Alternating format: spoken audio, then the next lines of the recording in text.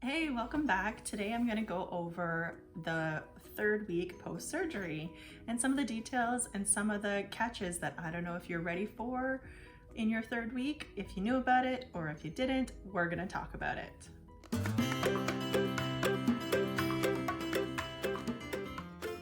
Welcome back. So I just finished up my third week post-op. It's been an interesting week. So let's just go over the stats, as I'm going to try and do at the beginning of every video. The OptiFast that I had started was on October 4th and surgery was October 11th. OptiFast I had lost about 8.7 pounds. I went from 269 down to 260.4, 260.2. We'll go with it was 9 pounds. Week 3 I had started at 246.9 and I had ended week 3 at 245.5, which means a really big loss of 1.4 pounds. So in my books, I'm thrilled with that because typically the third week stall, you could be looking at no loss, you could be looking at a gain even, because your body in that third week is really trying to adjust to surgery. It's literally going, what the heck just happened? I thought you were gonna feed me now. It hasn't fully figured out what's going on. So again, your body's gonna try and hold on to everything, hence not losing a whole lot. It does come back, you will start losing again. There's only way to go is down because you're taking in such low calories that your deficit is so large that you can't gain weight. Unless you're drinking 24/7 protein or juices or things that contain calories to get that calorie count up, there's no way that you could be gaining actual weight. It's all superficial. So don't worry if your scale says that you gained a pound or 2 or 3. Worry if it says that you gained 10 pounds in a day, then worry. But otherwise, don't worry about that 1, 2, 3 pounds. It's your body really trying to adjust to the shock of the surgery that you just had and the extreme low calories that you're taking in. So as I had said in the last week's video, I was meeting with the dietitian and the nurse for my 2-week, 3-week follow-up. I'm not sure exactly what the dating was for. The nurse had cleared me for all cardio, that I can do any cardio because my clear fluid intake is up quite high. I get anywhere between 60 to 72 ounces a day, sometimes more depending on if the food that I'm taking in also is a liquid. She was thrilled with that, just thrilled. She checked out my incisions, everything looks super healthy, healing up really well. She can tell that my protein is way up because I'm healing quite well. She did say no weights. Wait for the weight training until 6 weeks so that you know that your body on the inside is fully healed. Because the last thing you want to do is have your body fighting over, do I heal my muscles or do I heal the surgical wounds? So I'd rather know that my surgical wounds are good and healed, and I'll hold off and wait that 6 weeks for lifting weights, which is great. Really, that's only about 2 more weeks to go anyways. After that, I had met with the dietitian. Now this dietitian I have never met before at the clinic because we're not assigned to a specific one. We just see whoever's available. She was fabulous. Such a happy person to talk to. She was just, it was a breath of fresh air. It's so nice to talk to a dietitian who actually listens to you, not just preaches, this is what you should be doing. She was really understanding and fantastic. I told her that I went off plan. I went to I went to soft foods early because we were going out for an event and that was for my birthday. So ordering the eggs for my birthday, she's like, good on you for putting your foot down and making sure that you got what you needed. She also said that VSG is very different than the bypass, that you can have those softer foods a whole lot earlier because you can digest them in the same way that your body would have before, just in smaller amounts. So you just have to be a little bit more in tune to your body and knowing when you're full, knowing those signs when you're full, and that you are going to eat slow enough, not just, like the liquids, chug it back and then, oh, I'm really full. So I was thrilled to chat with her, and she said, well, since you seem to be doing great, have at it. You are open game for all foods. I did ask about fruits and veggies because they suggest waiting till 3 months for raw fruits and veggies. So I wanted clarification because I would like to have, you know, my classic spinach salad that I love, although maybe I can only eat like 3 bites. I have no idea. But I wanted to know if I could actually have that. And she had said, just hold off. Focus on the protein and whatever foods you can get in that are cooked, and slowly introduce cooking them less and a little bit less and a little bit less, so that closer to the 6 or 7 week mark, she said you should be good to go, which, hey, I'm still thrilled with that because that's almost a whole month earlier. I forgot to ask about red meat, but if you follow me on Instagram, you know that I had it totally by fluke because I was at another event, a Gala fundraiser, and that was the protein that they had. I thought, oh, this is great. I'll have a little bit of the meat and a couple of potatoes and the gravy that went with it. There was other stuff on my plate because I knew my husband would eat it. But I ate a ton of the beef.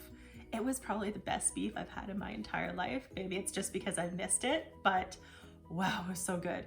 And then I texted a picture to my friend to, you know, do the before and the after. And she said, hold up, isn't that red meat? Aren't we supposed to wait until 6 months to have it? Oops. I legit forgot and did not realize that it was red meat that I was eating, and you can't have that, of all the things. But nonetheless, truly enjoyed that meal. I had no issues later. I felt guilty and I started feeling weird just because my head was saying, uh-oh, you weren't supposed to have that. So am I gonna die? I didn't die. So that was really good. And now I know I don't necessarily have any concerns for red meat. It doesn't mean I'm gonna go out and have red meat every day. It just means, okay, I think I'll be okay. I will still try and wait a little bit longer to have it as a main meal. But either way, I know I'm okay and I didn't die. So thanks for all of those who voted in the poll that said, no, I'm not gonna die. So between those 2 appointments, I was thrilled. I will not be getting a follow-up with my surgeon. It's weird, it's year end. So at our clinics, in order for them to get funding, they have to push through a certain amount of surgeries. So now it's the real push time for year end to make sure they get those surgeries, to make sure they get the funding for next year for the program. So my surgeon is booked solid till about January.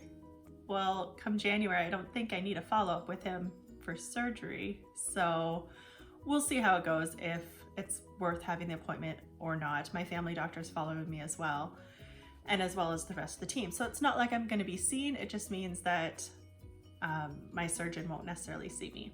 So the actual week itself was pretty uneventful. We had Halloween, which my husband took the kids out because it was really cold and rainy. I've done my fair share of cold and rainy, it's his turn. So I stayed back and handed out the candy. I don't get a lot of kids, so I was just giving out like fistfuls. And what we made sure to do this year was buy candy that we don't really like in our house. We're all chocoholics. We all really like the chocolate stuff. So I bought a mixed pack from Costco of Skittles and Starburst. It never got touched, it never got opened, and everybody was excited to see it go.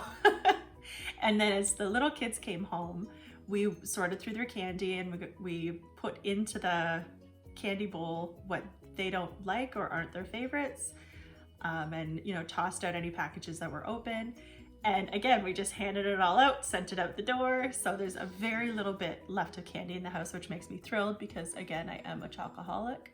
I did have one small arrow, which went through fine. I didn't have any dumping, no rapid heartbeat, no anything. But again, this is one little small snack size arrow. So who knows? But for now, I know I'm okay with sugar. And hey, having one snack size arrow at this point is huge. Last year, I probably would have binged on a ton of candy. There would have been a big pile of wrappers sitting beside me. One candy bar, I am thrilled with that. Thrilled. So Halloween was fantastic. Then on the Friday, we got super gussied up for this fundraiser gala for our church. And it was full gala, so we got right dressed up. And if you saw on Instagram, you got to see the cute outfit that I wore. I was worried going into this because when we booked to say that yes, we were gonna go, I was fresh out of surgery, so I had no idea how I was gonna feel, what I was even gonna be able to eat, and going to this event was perfect. My husband's a big eater, so it was perfect that I could, make my plate look like a normal plate and just take what I wanted, and then the rest went to him as his seconds. He may have gone back for thirds because that beef was amazing. But it was a fantastic event. It was nice to get out and not feel like I was eating any different. I ate really slow and I chewed, and I don't think anybody really noticed how little I ate because my plate looked so full. And then my husband and I just did a quick plate swap, so it looked like I finished everything and he was on his seconds. Clever move. So it went well. It was gorgeous, but it was fantastic. So it was nice to get out and feel normal and not feel like I'm missing out on anything, which I really wasn't. It was fantastic. So overall, the last week was pretty good, pretty uneventful with some fun events, I guess. I really shouldn't say uneventful because we did have Halloween and we had that gala, so that's eventful. But outside of that, nothing, stand out-ish happened. I did start adding some more walking in during the day to make sure that I'm getting in at least the 30 minutes, but a little bit quicker pace. And then this week, which I'll update more in the next video, I changed my exercise routine to add in more cardio. So that's the wrap up of week 3, the dreadful week 3 stall, which, hey, again, I'm thrilled with the 1.4 loss. It's a loss. It's down, and I'm thrilled with that because it could go up. No, it can't because I'm watching what I'm eating. So I'm thrilled, and I look forward to what the next few weeks bring. So thanks for joining, and if you're liking this vlogging, this storying that I'm doing, please do subscribe so I know that you're interested, and that you click the little bell down below to get notified when I upload the next video next week on Tuesday. Also, if you have gone through this surgery before, or Roux-en-Y, or duodenal switch, or whatever, if you've gone through a weight loss surgery before, let me know in the comments down below how your week 3 went. How did you react when you hit that stall? Did you know about it? Were you ready for it? Or did it kind of catch you off guard? So let me know. Let's start a little bit of a conversation of your 3rd week stall, because I know there's a 6-week one too, so I'm ready and watching for that one. So until next week, we will see you then.